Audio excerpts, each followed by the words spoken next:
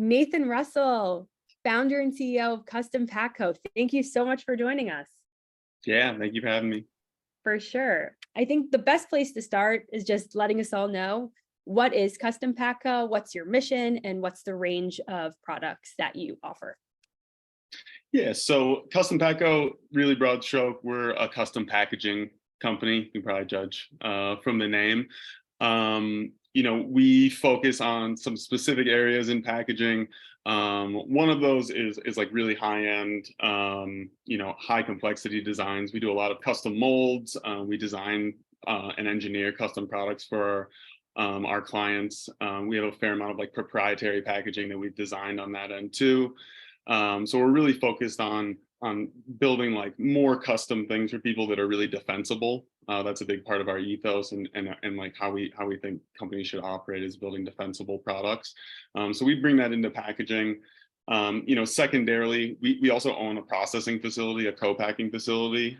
So a lot of our packaging is built on being efficient, because we have gone through all those trials and tribulations that a lot of operators have, and we know their challenges. So a lot of what we've designed is built really for efficiency. So those are kind of the two ends of the spectrum we work on, and in general, we're really working on trying to build like good catalogs of products for our clients, versus just like selling them a bag, selling them a box. Kind of like one of the things we say internally is like, what do we sell besides the box, is like kind of one of like our main ethos, is like trying to provide value beyond the products we sell, and also bring a lot of our industry knowledge into those products to make them better. That's super interesting. And one thing that you alluded to there is something that I saw on your website that really stood out to me.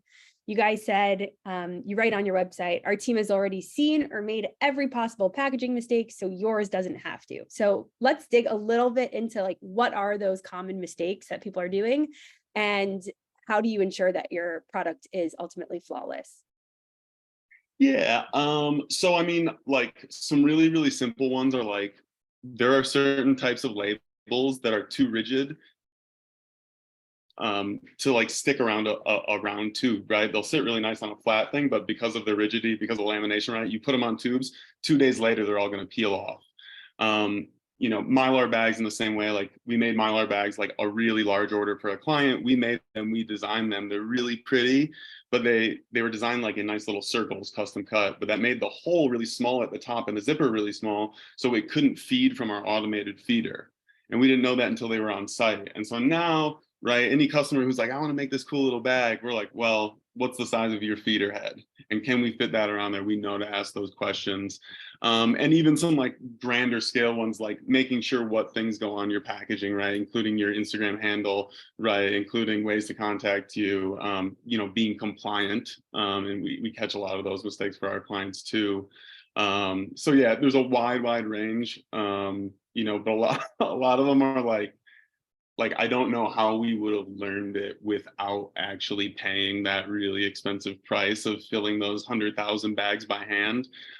So that's the benefit. One of the benefits you get from working with us is that hopefully, you'll avoid one of those, and if you quantify it financially, right? If you avoid a $50,000, mistake with us, you get $50,000 of packaging for free, if you want to rationalize it, you can head that way. Yeah, wow. Definitely things that you wouldn't consider until you get to that point and you're like, this isn't working the way it's supposed to. So super interesting. What led you into the cannabis space in the first place, and specifically what made you start CUSTOMPACCO?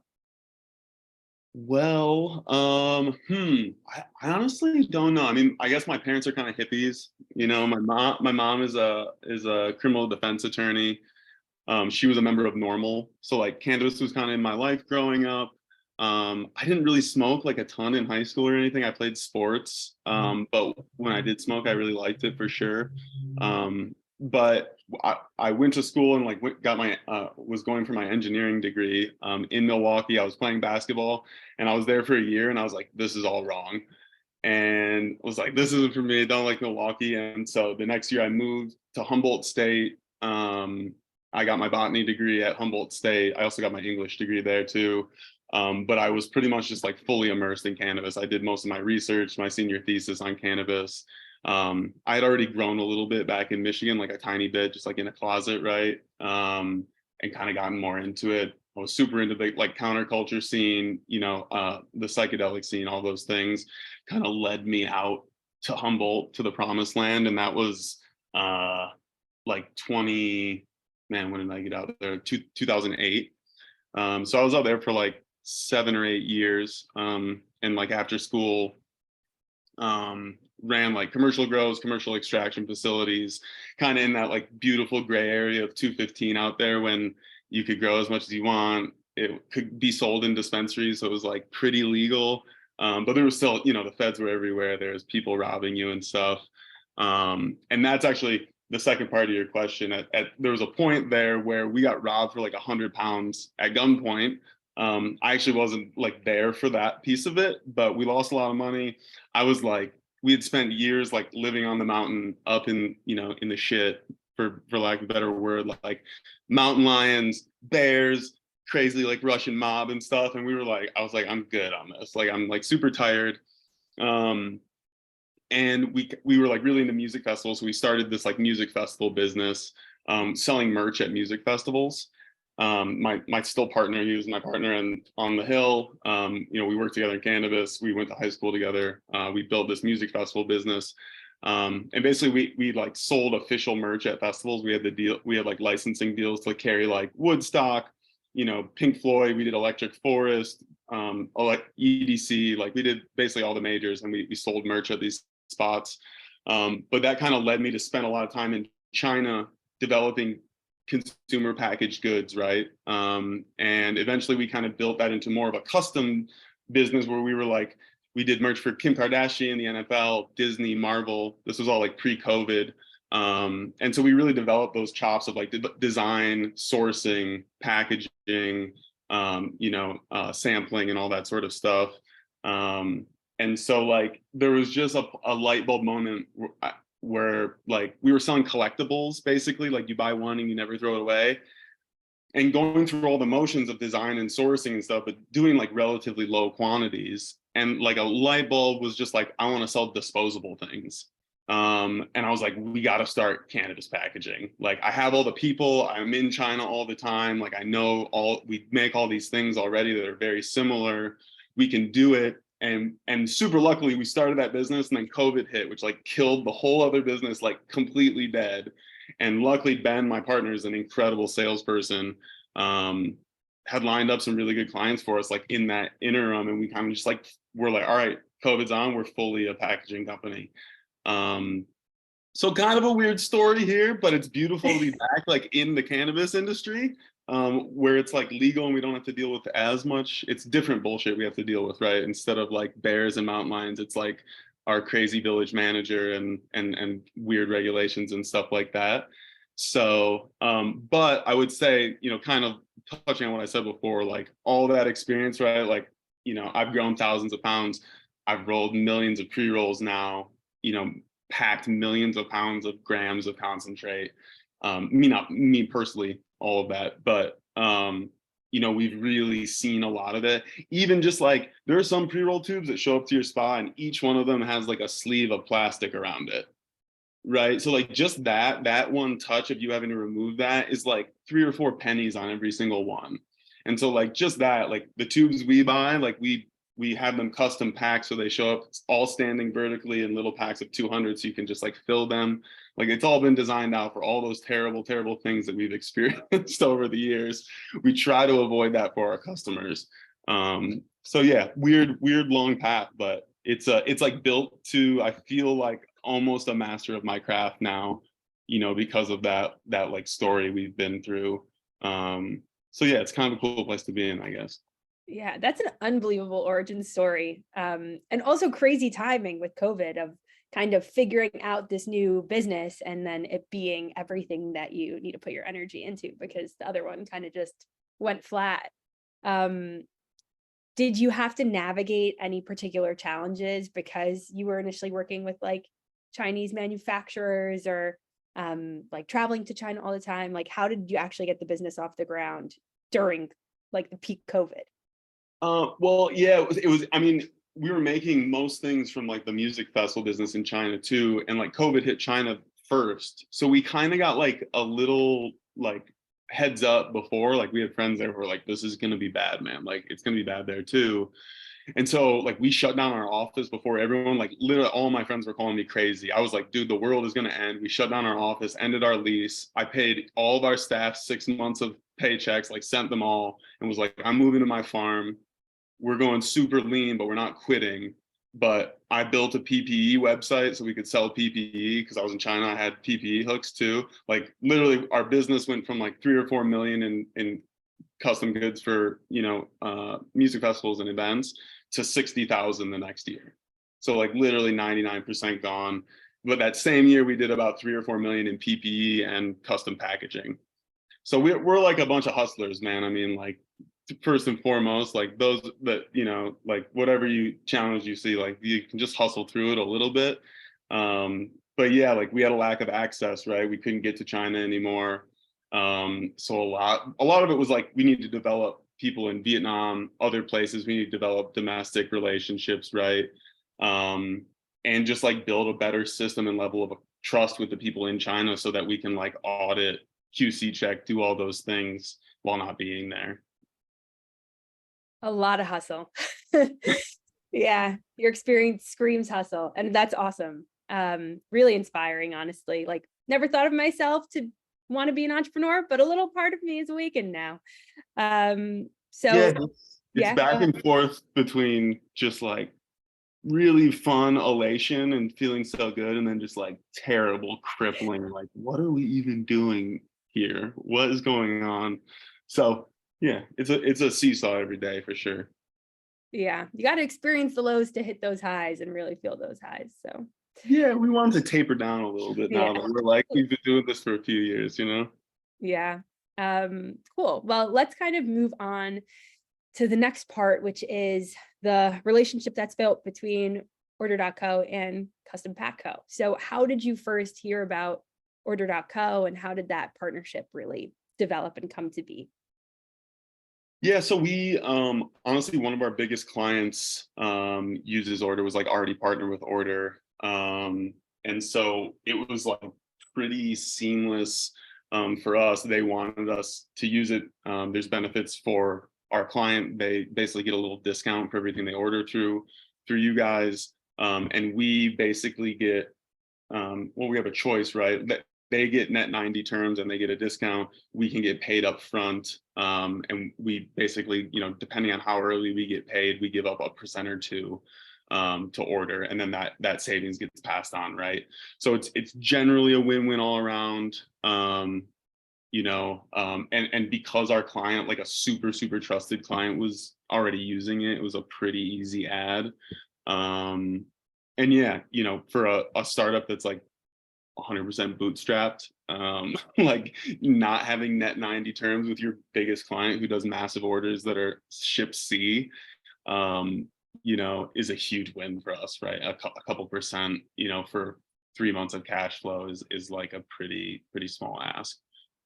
Absolutely. So how does that payment or arrangement really positively impact your business? Like, what are you able to do more of with that cash flow? Well, I mean, like a lot of it is, we can be a little more dynamic with the pieces of our business that like we're a pretty lean company. But as we build out like in-house labeling, stocking more things that we ship ourselves by sea, right? We have a lot of this like kind of latent overhead that really has a long cycle time. And so not having cash tied up in our client orders is pretty big for us. I mean, I think we get the same benefits that anyone does out of like shortening that cycle. But one of the other kind of like really nice benefits too is that I think it makes, and I'm not quite the one to speak to this because I'm not like the sales facing side, but it makes the workload on our sales staff and our admin staff a lot lower, because especially if the product's already in there, right, they're basically just like reordering, and like we do hyper custom stuff, so there's still some like playing around, but usually it's like pretty easy to navigate, simple couple emails to reset. So I think that's like kind of the secondary benefit, that like salespeople hate admin work. In general, one of the biggest challenges of our business is the account management, like the hand holding through all of that.